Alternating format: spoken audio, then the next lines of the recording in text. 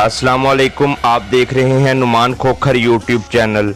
आज की इस वीडियो में गुजरात के एक मशहूर डॉन दुर्रे शाह का जिक्र करेंगे, जो अपने वक्त का मशहूर और नामवर इंसान था और लोग इससे डरते थे।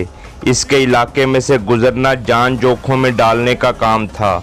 ये कहानी रिटायर्ड डीएसपी आगा रियाज अहमद की किताब से ली गई है, जिन्होंने दुर्रे शाह के कत्ल की पूरी तफ्तीश करके कातिल को पकड़ा था। कातिल ने दुर्रे शाह को कत्ल करने की जो वजह बयान की थी वो यकीनन हैरानकुन थी। वीडियो पूरी देखें ताकि आप इस बारे में जान सकें। जहां इस कहानी में हमें सबक मिलता है, वहां पर इंसानी गैरत और फितरत भी आप बेनकाब होती देखेंगे।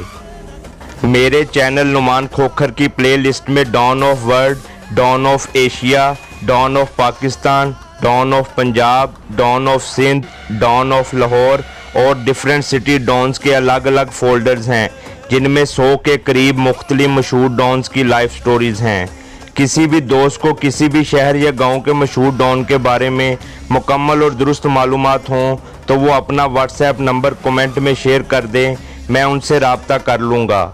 वीडियो शुरू करने से पहले अगर आपने मेरा channel Numan Khokhar subscribe, like और शेयर नहीं किया तो इसे सब्सक्राइब कर लें और बेल का बटन दबा दें ताकि आपको नई आने वाली वीडियोस मिलती रहें। तो आइए वीडियो शुरू करते हैं। दुर्रे शाह रहीमपुर गुजरात का रहने वाला था। वो अपनी अच्छी सेहत और दिलेराना वारदातों की वजह से पूरे इलाके में मशहूर था। वो दोहरे कद और गुठे हुए बदन का मालिक था। इसका चेहरा भरा भरा, इस पर बड़ी बड़ी मूंछें इसे बारोब बनाती थीं। ये जिस वक्त का वाक़या है, इस ज़माने में मर्दानगी का इजहार जिस्मानी ताकत और दिलेरी का मुजाहरा करके किया जाता था।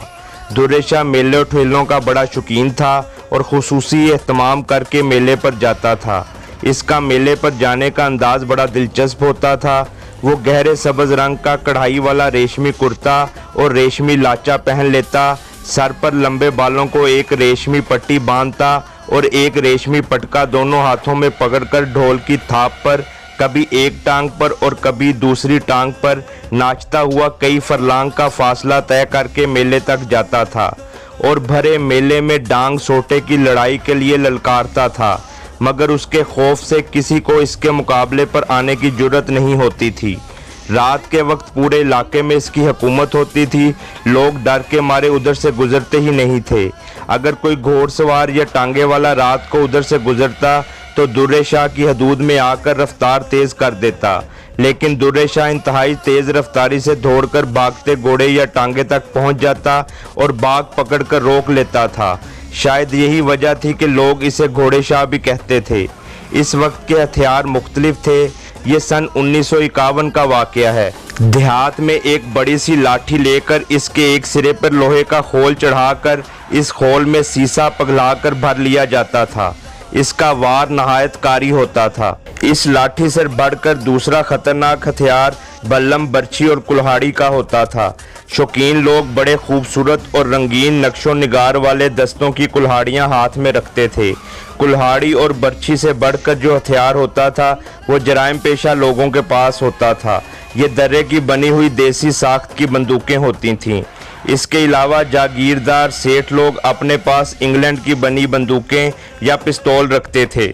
गुजरात के इलाके में जराइम की शरह हमेशा ही ज़्यादा रही है। मेरे वक्तों में भी और आजकल भी यहाँ खासे जराइम होते हैं। इन वक्तों में आए दिन थाने में लड़ाई झगड़े, दुश्मनी, कत्ल, चोरी चकारी के केस आते रहते थे। इन दिनों राहजनी भी आम थी। एक रोज़ सुबह सवेरे ही 2 आदमी थाने पर इतला लेकर आए कि गंदे नाले के पुल के नीचे एक इंसानी लाश कीचड़ में धंसी पड़ी है और इसके ऊपर भी कीचड़ की तह जमी हुई है। मैंने फ़ौरन एएसआई से कहा कि वो अपना अमला साथ लेकर जाएं और लाश निकलवा कर ज़रूरी कार्रवाई करे। एएसआई चला गया और तकरीबन 2 घंटे बाद हाँफता हुआ मेरे पास आ गया। इसके चेहरे पर परेशानी के आसार साफ नज़र आ रहे थे।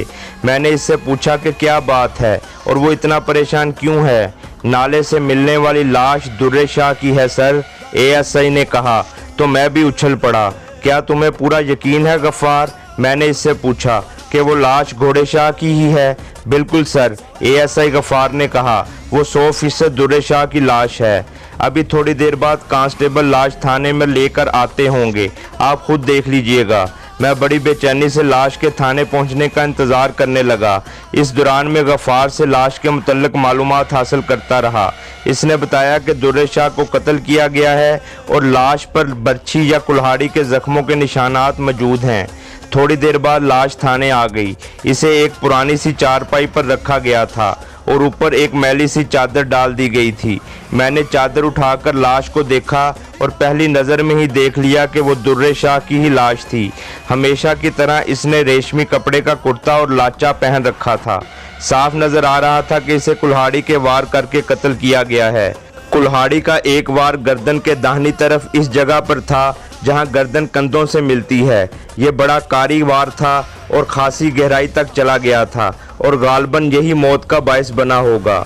कुल्हाड़ी का एक वार कॉलर बोन यानी हंसली की हड्डी पर था और हड्डी कट गई थी। हंसली की हड्डी इंसानी जिस्म की सबसे नाजुक हड्डी होती है और मामूली ज़रब से भी टूट जाती है। कुल्हाड़ी का तीसरा वार पसलियों पर था और 2 पसलियों को गहरी ज़रब लगी थी। मैंने इसकी जेबों की तलाशी ली तो कुर्ते की जेब से कुछ छोटे नोट निकले जो भीगे हुए थे। इसके बाएं हाथ में सोने की अंगूठी भी मौजूद थी। इसका साफ मतलब ये था कि इसे लूटने की गर्ज से कत्ल नहीं किया गया, बल्कि ये कत्ल किसी दुश्मनी का नतीजा है। मैंने ज़रूरी कार्रवाई के बाद लाश को पोस्टमार्टम के लिए भिजवा दिया। लाश पोस्टमार्टम के लिए चली गई तो मैं इस कत्ल के केस के मुतल्लिक सोचने लगा। मैं बड़ा हैरान था कि दुर्रे शाह जैसे नामी ग्रामी डॉन को किसने कत्ल कर दिया। बड़े बड़े गुंडे बदमाश इससे डरते थे और थाने में इसका रिकॉर्ड मौजूद था। पुलिस वाले भी सोच समझ कर इस पर हाथ डालते थे। यही वजह थी कि ASI गफ़ार खासा बौखला गया था, क्योंकि वो अकेला 3-4 आदमियों पर भारी था। वो बेशक जराइम पेशा आदमी था, लेकिन मुझे इसके कत्ल की तफ्तीश करके कातिल को पकड़कर अदालत में पेश करना था। मेरा ख्याल था कि दुर्रे शाह किसी दूसरे जराइम पेशा आदमी के हाथों मारा गया है। ऐसे लोगों की अक्सर आपस में दुश्मनियां होती हैं। मैंने अपनी तफ्तीश का आगाज़ इन्हीं लोगों से करने का फ़ैसला कर लिया। पोस्टमार्टम रिपोर्ट जल्दी ही आ गई। इसमें मौत का बायस ज़्यादा खून का बह जाना लिखा गया था और इसका बायस वही कुल्हाड़ी के ज़ख्म थे जिनकी तफसीलात मैं बता चुका हूँ। इसके अलावा रिपोर्ट में यह भी लिखा गया था कि मकतूल के मैदे में देसी शराब की खासी मिकदार पाई गई है।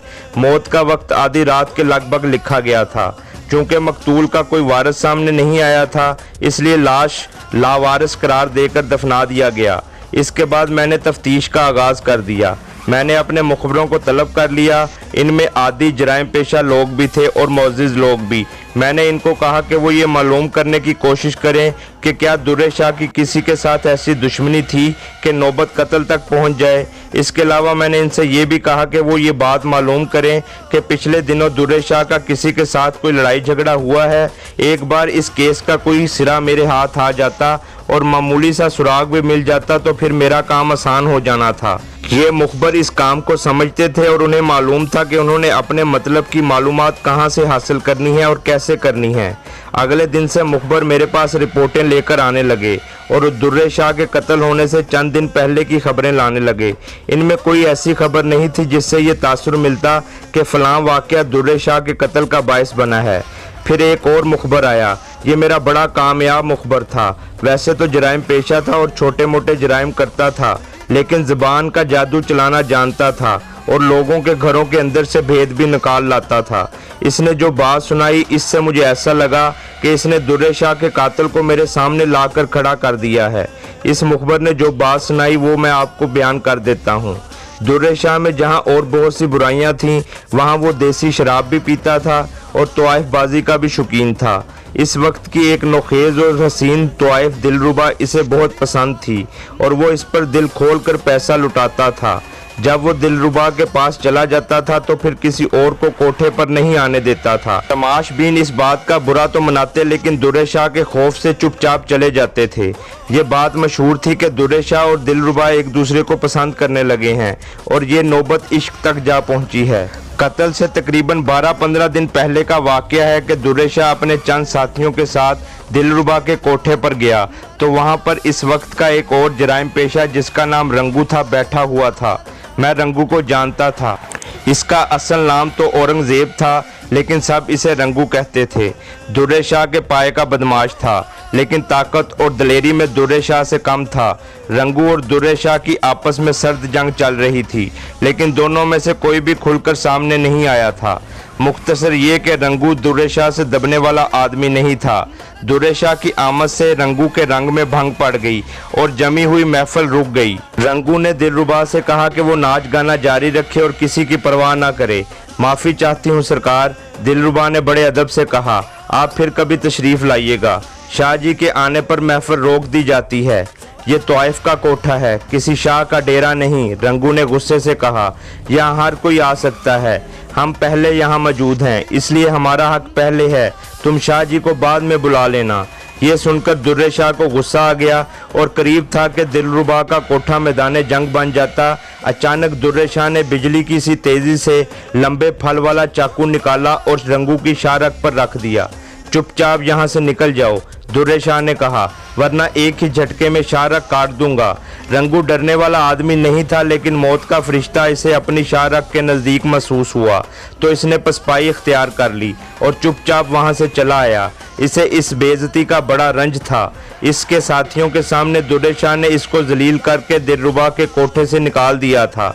इसने कसम खाई थी कि वो इस बेइज्जती का बदला ज़रूर लेगा। मेरे मुखबर ने ये सारी बातें रंगू के एक साथी से मालूम की थीं, जो इसका दोस्त था। मैंने इससे अपने काम की कुछ और बातें पूछकर इसे जाने की इजाज़त दे दी।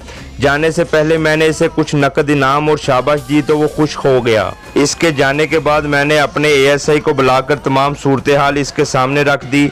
मेरा और इसका एक ही ख्याल था कि दुर्रे शाह को रंगू ने कत्ल किया है और इसके पास कत्ल की वजह भी मौजूद है।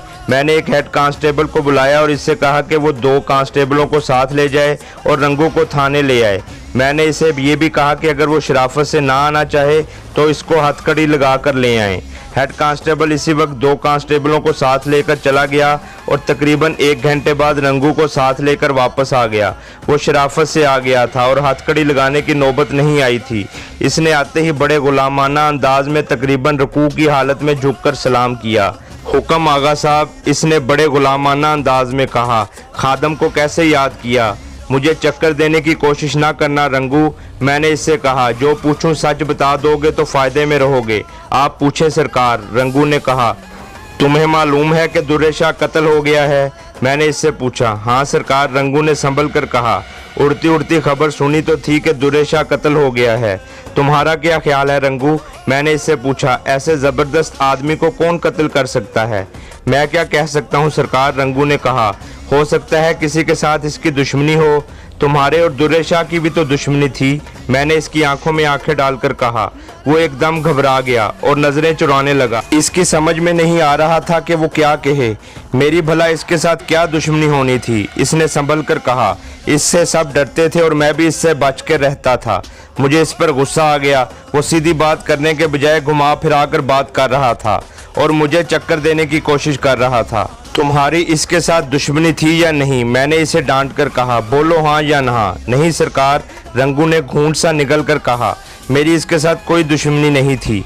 मैंने मेज़ पर पड़ा हुआ बैत का डंडा उठाया और जोर से मेज़ पर मारकर इससे कहा कि वो खड़ा हो जाए। वो डंडे के धमाके से उछल कर उठा और चंद कदम पीछे हटकर खड़ा हो गया।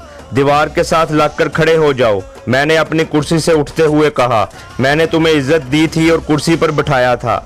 मैंने इसके करीब जाकर कहा। मैंने पहली बात तुमसे यही कही थी कि झूठ ना बोलना, मगर तुम मुसलसल झूठ बोलते जा रहे हो। अब देखता हूँ तुम कैसे झूठ बोलते हो। वो पीछे हटता हटता दीवार से जा लगा। अगरचा वो पुख्ता कार जराइम पेशा था, लेकिन घबरा गया था। दिलरुबा के कोठे पर क्या हुआ था? मैंने बैत का डंडा इसकी शाहरग पर रखकर जरा सा दबाव डालकर पूछा। अब तो वो और ज्यादा घबरा गया और इसका रंग पीला पड़ गया। इसके वहमो गुमान में भी ना था कि मुझे इस बात का इल्म हो सकता है। वो मुझे इस तरह देखने लगा जैसे मैं कोई जादूगर हूँ और इसके अंदर तक झांक सकता हूँ। वैसे तुम अपनी जुबान के पक्के हो, मैंने इससे कहा। तुमने दुर्रे शाह से अपनी बेइज्जती का बदला लेने की कसम खाई थी और इसे कत्ल करके अपनी कसम पूरी कर ली। ये गलत है, बिल्कुल गलत है। अचानक इसे जैसे होश आ गया हो और वो इस अंदाज में चीखने लगा। मैंने इसे कत्ल नहीं किया। किसी ने आपको गलत बताया है। वो चीख चीख कर और कस्में खा खा कर अपनी बेगुनाही का यकीन दिलाने की कोशिश करने लगा। फांसी का फंदा सामने नजर आ रहा हो तो बड़े बड़े मुजरिम दिल छोड़ बैठते हैं। मौत चीज ही ऐसी है। इकबाली बयान दे दो और मुझसे फायदा ले लो। मैंने इसे फसलाने के लिए लालच दिया। मरने वाले से एक दुनिया तंग थी, तुमने इसे कत्ल करके सवाब का काम किया है। मैं केस ऐसा ढीला तैयार करूंगा कि जज तुम्हें शक का फायदा देकर बरी कर देगा। रंगू फिर रोने और कस्में खाने लगा कि दुर्रे शाह को इसने कत्ल नहीं किया। इसने दिलरुबा बाई के कोठे पर होने वाले झगड़े का इतराफ कर लिया और ये भी मान लिया कि इसने दुर्रे शाह से बदला लेने की कसम खाई थी। लेकिन सरकार, ये कत्ल मैंने नहीं किया। रंगू ने दोनों हाथ जोड़कर कहा, मैं छोटे मोटे जराइम जरूर करता हूँ, लेकिन कत्ल जैसा बड़ा जुर्म कभी नहीं किया। मैंने इस पर बहुत जरा की और घुमा फिरा कर अपने मतलब की बात इसके मुंह से निकलवाने की कोशिश की, लेकिन वो इतना कच्चा नहीं था कि मेरे चक्कर में आ जाता। मुझे चूंकि पूरा यकीन हो चुका था कि कत्ल रंगू ने ही किया है, इसलिए मैंने इस पर तशद्दुद करने का फैसला कर लिया और एएसआई गफार से कहा कि वो इसे ले जाए और इससे इकबाली बयान हासिल करे। एएसआई इसे ले गया। वो दिन गुजर गया। मैं थाने से उठकर घर आ गया। मुझे यकीन था कि सुबह तक मेरा अमला रंगू से इकबाली बयान ले लेगा। अगले दिन थाने पहुंचकर रोजमर्रा के काम निपटाए। इसके बाद एक झगड़े का केस आ गया। इन लोगों का मैंने राजीनामा करा दिया। इसमें खासा वक्त ज़ाया हो गया। इन कामों से फारग होने के बाद मैंने एएसआई से रंगू के बारे में पूछा कि इसने इकबाली बयान देने पर रजामंदी जाहिर की है या नहीं। वो तो पत्थर बन गया है सर, एएसआई ने कहा। वो इनकार पर डटा हुआ है और बेपनाह तशद्दुद बर्दाश्त कर रहा है। मैंने इसको कहा कि वो रंगू को मेरे सामने पेश करे। एएसआई ने एक कांस्टेबल से कहा कि वो मुल्ज़िम रंगू को ले आए। कांस्टेबल चला गया और थोड़ी देर बाद रंगू को साथ ले आया। रंगू की हालत बहुत बुरी हो रही थी। रंगू कुर्सी पर बैठकर गहरी गहरी सांसें लेने लगा, जैसे बड़ी दूर से भागता हुआ आया हो। इसने बड़ा जालमाना तशद्दुद बर्दाश्त किया था। मैं ऐसे तशद्दुद की इजाज़त सिर्फ आदि जराइम पेशा मुल्ज़िमों के लिए दिया करता था। इकबाली हो जाओ और जान छुड़वाओ रंगू, मैंने इससे कहा, वरना तुम्हारी खाल उतार दूंगा। आपके पास इख्तियार है सरकार, रंगू ने कमज़ोर सी आवाज़ में कहा।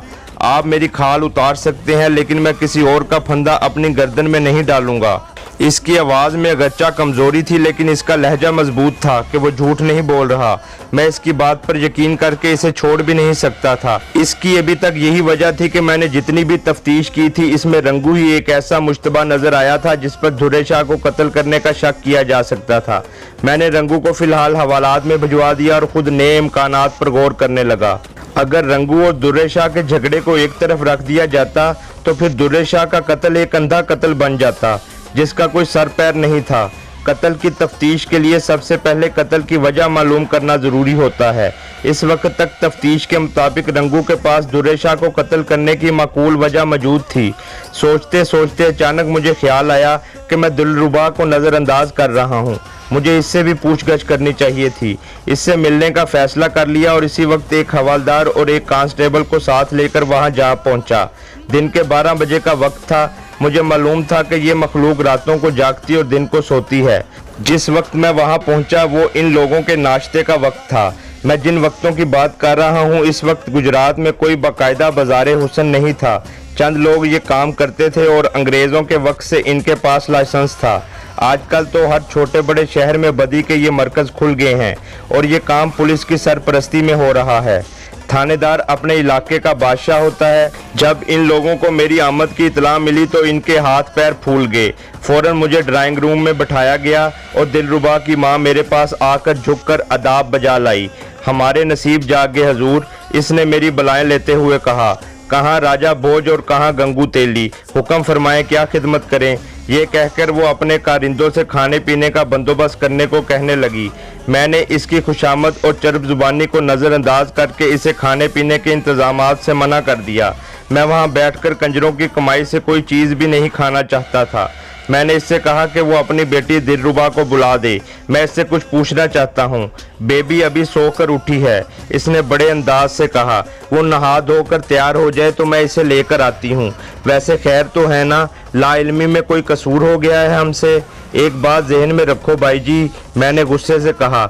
मेरे पास फालतू वक्त नहीं है और ना मैं यहाँ मुजरा सुनने आया हूँ। मैं यहाँ सरकारी ड्यूटी पर आया हूँ, इसलिए फ़ौरन अपनी बेटी को जिस हाल में वो है यहाँ लेकर आओ, वरना फिर थाने बुलाकर तफ्तीश करूंगा। इसने मेरे माथे पर बाल देखे तो फौरन कमरे से निकल गई और चंद लम्हों के बाद एक नौजवान लड़की को साथ लेकर आ गई। इसकी आंखों में अभी तक नींद का खुमार बाकी था।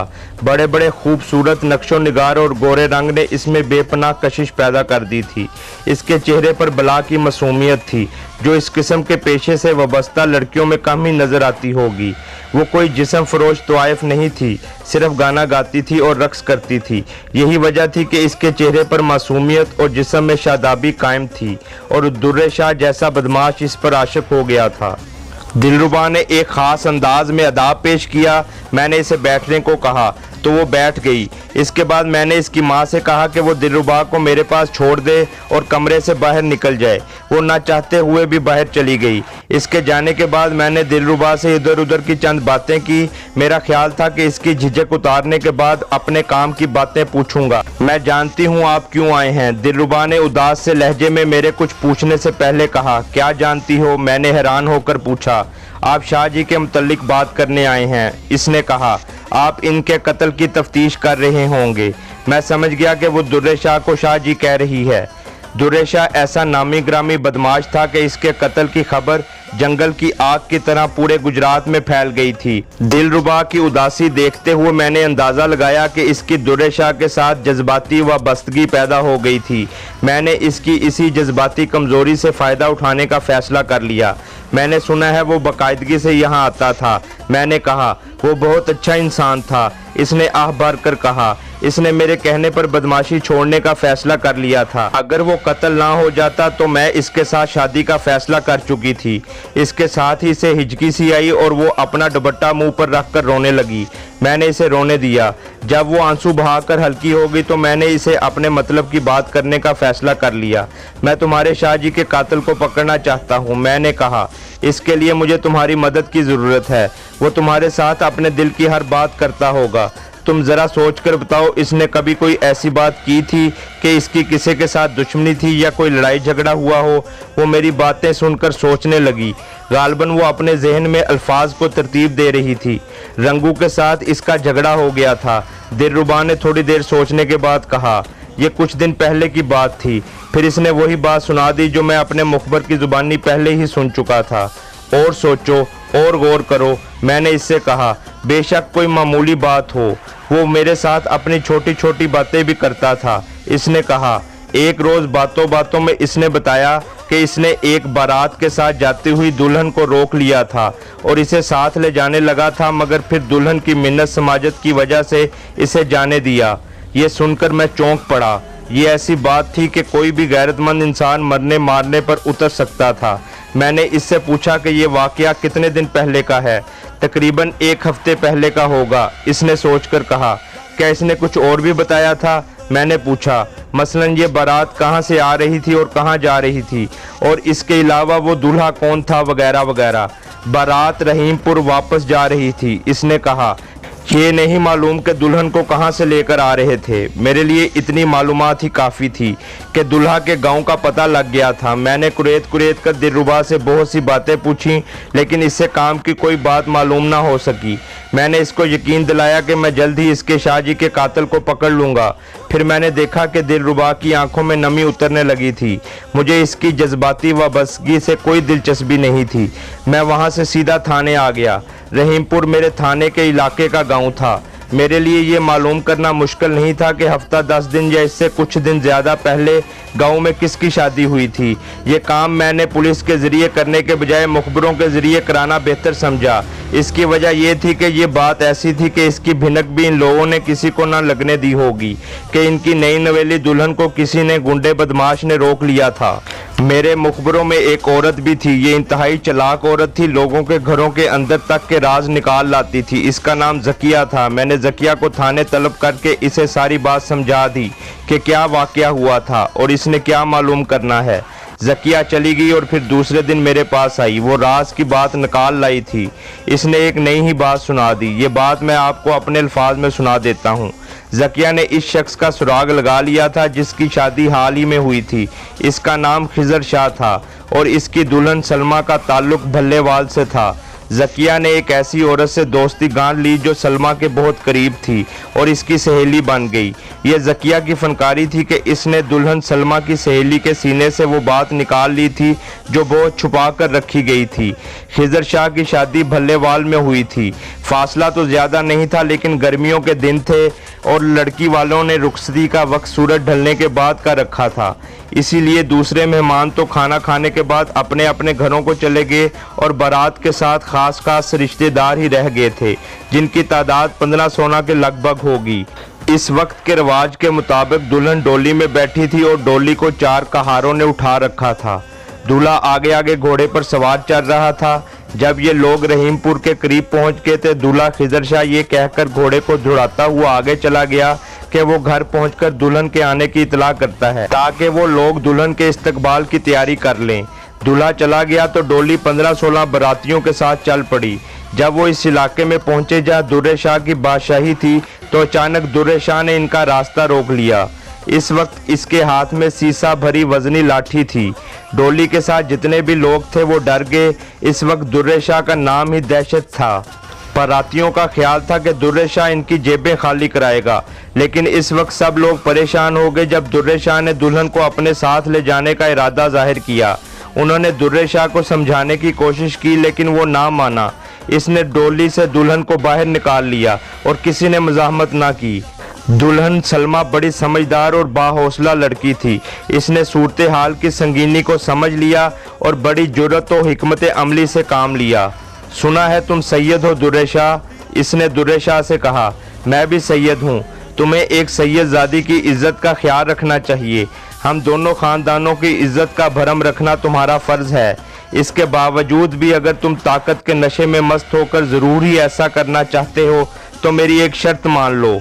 शर्त बताओ, दुर्रे शाह ने कहा। मानने वाली हुई तो मान लूँगा। तुम मुझे यहाँ से जाने दो। दुल्हन सलमा ने कहा।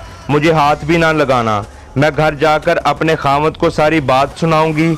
अगर इसके अंदर जुर्रत और गैरत हुई तो वो तुमसे खुद निपट लेगा, और अगर इसने बेगैरती या बुज़दिली का मुजाहरा किया तो मैं इससे इलायदगी हासिल करके खुद तुम्हारे पास आ जाऊंगी। अगर तुम मुझे हासिल करना चाहते हो तो मुझसे निकाह कर लेना। एक बात जहन में रखो, अगर तुम्हारे दिल में कोई ऐसा वैसा ख्याल है तो ज़बरदस्ती कर लोगे तो मैं अपनी जान दे दूंगी, इज़्ज़त पर आंच नहीं आने दूंगी। ये एक सैयदजादी का वादा है तुमसे। दुर्रे शाह की मर्दानगी ने यह बात गवारा न की कि एक लड़की के चैलेंज से मुंह मोड़े। इसने दुल्हन सलमा का ये चैलेंज कबूल कर लिया और इसको 2 हफ्ते की मोहलत दी कि इस दौरान अगर इसके शोहर खिज़र शाह ने इसे कत्ल ना किया या इसके सामने ना आया तो सलमा खुद इसके पास आ जाएगी। अगर सलमा ना आई तो वो इसके शोहर को कत्ल करके इसे उठा लाएगा और बेनकाही बीवी बना लेगा। इसके बाद इसने सलमा को डोली में वापस बिठाया और जाने की इजाज़त दे दी। अपने शोहर के घर आकर इसने सारी बात अपने दूल्हा खिज़र शाह को बताई। खिज़र शाह ने इसको तसल्ली दी कि वो बिल्कुल फ़िक्र ना करे, वो इसकी हिफाजत अपनी जान पर खेल कर करेगा और दुर्रे शाह से निबड़ लेगा। इसके बाद खिज़र शाह ने घर में मौजूद इस वाक़े के गवाह रिश्तेदारों से कहा कि वो इस वाक़े को अपने तक महदूद रखें और ये बात बाहर ना निकलने दें। इन सब लोगों ने तो इस बात को अपने सीनों में दबा लिया, लेकिन सलमा खुद राजदारी ना रख सकी और औरत की फितरी कमज़ोरी का शिकार हो गई। सियानों ने सच कहा है कि औरतें पेट की हल्की होती हैं। सलमा ने बातों बातों में ये बात अपनी सहेली को सुना दी और राजदारी रखने का वादा भी लिया, लेकिन वो ये बात भूल गई कि वो जिसे ये बात राज रखने का कह रही है वो भी एक औरत है। इस औरत के पेट से ये राज मेरी मुखबर ज़किया ने निकाल लिया। अब मुझे पक्का यकीन हो गया था कि दुर्रे शाह सलमा के शोहर खिज़र शाह के हाथों कत्ल हुआ है। मैंने ज़किया को शाबाश दी और अपनी जेब से नकद इनाम भी दिया। अब मेरा काम आसान हो गया था।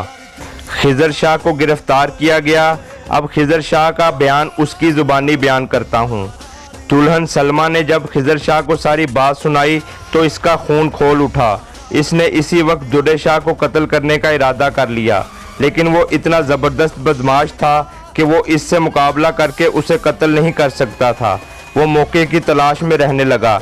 इसे मालूम था कि अगर इसने दुर्रे शाह को कत्ल ना किया तो वो इसे कत्ल करके इसकी बीवी पर कब्जा कर लेगा। इसने बड़े ही खूबसूरत दस्ते वाली एक खूबसूरत कुल्हाड़ी बना रखी थी, जिसे वो बाहर कहीं आते जाते हुए अपने साथ रखता था। वकूए वाले दिन शाम 8-9 बजे वो अपने घर जा रहा था। अंधेरा काफ़ी गहरा हो गया था।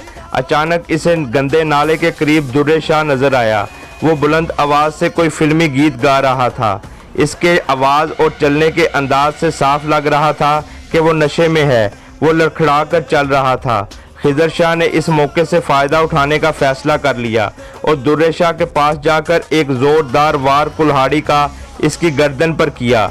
दुर्रे शाह के मुंह से हाय की आवाज़ निकली और वो एक तरफ घूम गया। खिज़र शाह ने 2 और वार किए तो दुर्रे शाह ज़मीन पर गिर पड़ा। आगे नाले की ढलवान थी और नाला खासी गहराई में था। दुर्रे शाह इस ढलवान से लड़खता हुआ नाले में जा गिरा। वो कीचड़ के अंदर धंस गया था। खिज़र शाह ने इधर उधर देखा, दूर दूर तक कोई नज़र नहीं आ रहा था। खिज़र शाह बड़े इत्मीनान से वहां अपने घर आ गया और खून आलूदा कुल्हाड़ी अच्छी तरह धोकर दीवार पर टांग दी और इसने अपनी बीवी और बाप को बता दिया था कि वो क्या करके आया है। पुलिस ने तफ्तीश शुरू की तो वो घबरा गया। वो कोई आदी मुजरिम नहीं था बल्कि सीधा साधा देहाती था। मैंने इसका बयान लिखकर इससे दस्तखत करवा लिए और फिर मजिस्ट्रेट के सामने पेश करके इसका बयान करवा दिया। मुझे खिज़र शाह का बड़ा ख्याल आ रहा था। इसकी अभी हाल ही में शादी हुई थी और मैं नहीं चाहता था कि वो किसी अलमिए का शिकार हो। जब मैंने केस तैयार किया तो इसमें जानबूझकर 2 ऐसे सुकम रख दिए जो खिज़र शाह के हक में जाते थे। बहरहाल मुकदमा चला। खिज़र शाह का वकील इतना ज़हीन नहीं था। वो मेरे छोड़े हुए सुकम से कोई फ़ायदा नहीं उठा सका। जज ने खिज़र शाह को 7 साल कैद बामुशक्कत की सज़ा सुना दी। मैंने खिज़र शाह के बाप को अलग करके समझाया कि वो सेशन कोर्ट में इस सज़ा के ख़िलाफ़ अपील करें। इसके साथ ही मैंने इससे कहा कि वो कोई दूसरा वकील करें जो तजर्बाकार हो। इसने मेरी हदायत पर अमल किया। उन्होंने अपील कर दी। ये तजर्बाकार वकील था। इसने मेरे छोड़े हुए सुकम से पूरा फ़ायदा उठाया और खिज़र शाह को अपील में साफ बरी करवा लिया। हो सकता है पढ़ने वाले मेरे इस इक़दाम को गलत कहें कि मैंने एक कातिल की मदद की है, लेकिन मैंने ये गलत काम नहीं किया। मेरी नीयत नेकी की थी और मेरे ज़मीर पर इसका कोई बोझ नहीं है।